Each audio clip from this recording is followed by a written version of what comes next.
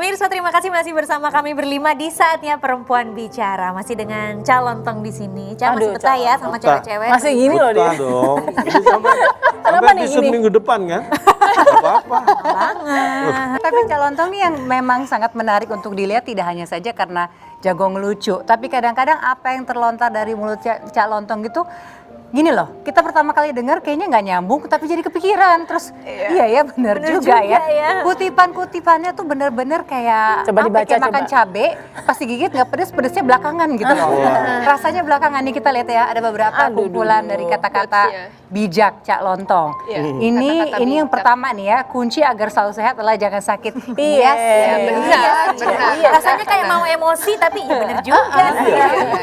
Tapi ini ada satu lagi boleh kita tampilkan, tapi kita minta Cak Lontong dong yang bawain. Nomor soalnya 10 tadi ya? nomor 10 tuh Oh iya. kayak aku baca ada Mana tadi? cinta-cintanya, ada Nomor 10. asmaranya.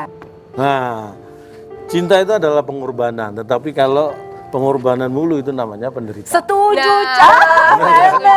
Calontong, aku tuh penasaran deh. Calontong waktu dulu kan ngantor. Akhirnya memilih untuk jadi komedian itu apa yang bikin Calontong tuh yakin, wah gue bakalan sukses nih jadi komedian. Nah, itu yang sebenarnya salah persepsi bahwa ketika saya memutuskan itu pun saya tidak yakin sebenarnya. Sebenarnya saya tidak yakin. Cuma ketika saya sebenarnya jadi pengamen seperti ini di dunia entertain kan sejak kuliah. Saya tahun 91 92 itu punya grup di kampus ITS itu namanya Cap Tugu Pahlawan. Tugu Pahlawan. Nah, kita punya program di salah satu stasiun TV swasta komedi kampus. Nah, ketika lulus semua kembali ke jalan yang benar kan, pakai ijazahnya untuk kerja udah. Karena kita memang waktu itu nggak kepikiran untuk profesional di entertain. 4 tahun saya kerja, saya merasa kayaknya bukan di sini tempat saya. Itu saya merasakan sendiri, makanya saya putuskan saya keluar dari kerja, saya balik lagi ke entertain mulai dari nol. Jadi kalau dibilang yakin, nggak ada keyakinan. Hanya saya merasa ini harus saya lakukan. Ketika saya akhirnya ke Jakarta pun, nah itu justru fase terberat dalam hidup saya itu gitu. Ketika saya mulai di dunia entertain di Jakarta, awal-awal itu mungkin berjalan lumayan bagus lah. Tapi akhirnya yang namanya dunia entertain itu kan bisa ya Naik turun fluktuatif ya. lah, naik turun. Ada kalanya saya memang ibaratnya nggak punya program, nggak punya penghasilan. Sebenarnya aku mulai ke Jakarta itu 2005. Oke. Oh jadi udah berkeluarga dong ini ya? Jadi keluarga juga Mak saya memutuskan keluar dari kerja aja itu udah punya anak satu. Wow. Semakin berat. Nah ini yang nggak pernah saya ceritakan ke keluarga. Jadi anak istri saya nggak pernah tahu fase berat itu. Justru sekarang saya baru cerita setelah mereka merasa nyaman. Saya pernah sakit, masuk rumah sakit demam berdarah dulu.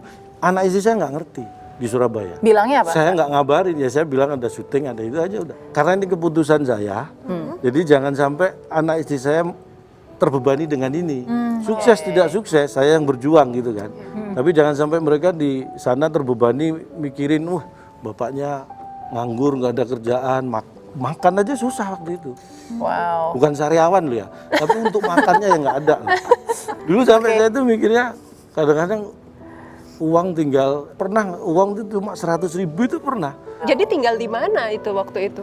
Saya diajak temen lulusan ITS, dia bikin kontraktor. Jadi saya 2005 itu di entertain ya, kerja di kontraktor bantuin temen itu ya. Tapi sejak 2007 saya putuskan keluar karena sering saya tinggal syuting kan. Tapi ternyata setelah itu 2008 lah, 2009 itu yang terberat. Saya mikir kadang-kadang sehari ini saya makan apa ya biar seharian bisa nggak lapar.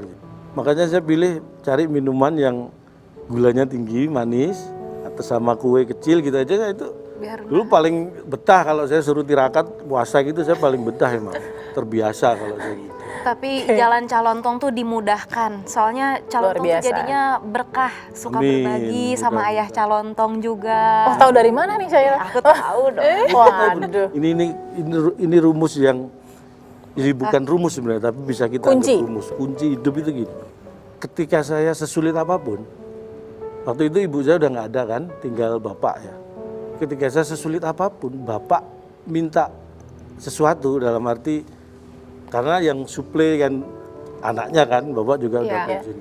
Saya usahakan itu semampu saya, saya punya berapapun saya kirim.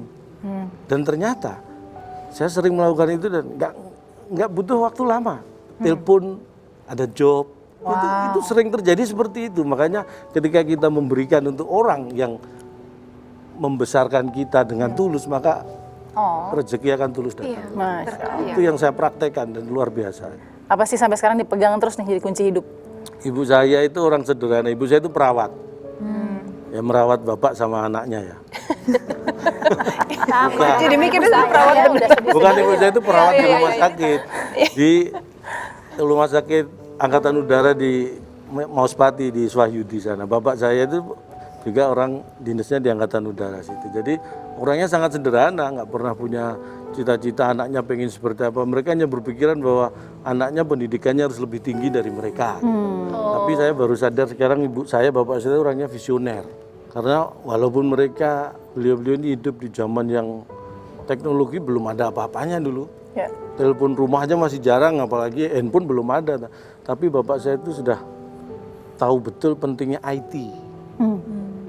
Saya itu selalu di tengah, karena kalau saya dulu kecil pamit ke bapak mau kemanapun, pesen bapak saya, kamu harus hati-hati ya. Hati-hati. Pak D, hati-hati. Udah didengerin. Kalau ibu saya, serius banget loh, kalau udah ibu saya itu maju karena begini. perawat, jadi Iya. dia lebih tahu soal kesehatan ya, soal medis. Jadi pesannya ya berkaitan dengan itulah. Apa tuh? Makanya saya ingat, pokoknya kamu jangan tidur di atas jam 10. Ibu saya selalu pesan gitu. Terus saya pikir, mungkin bukan dari efek kesehatan yang lebih terasa, itu dari ekonomi, finansial. Karena begini, kalau saya ikuti, kalau kita tidur di atas jam 1, Iya. itu kalau jamnya sampai rusak, kita servis jam 1. Nah kalau kita tidur di atas jam 10, 10-10-nya rusak, itu servisnya lebih mahal. pengen Kepikiran tahu ya? dia kapan lagi ngelucu, kapan lagi serius gitu ya. Break dulu ya. Tetap di saatnya perempuan bicara.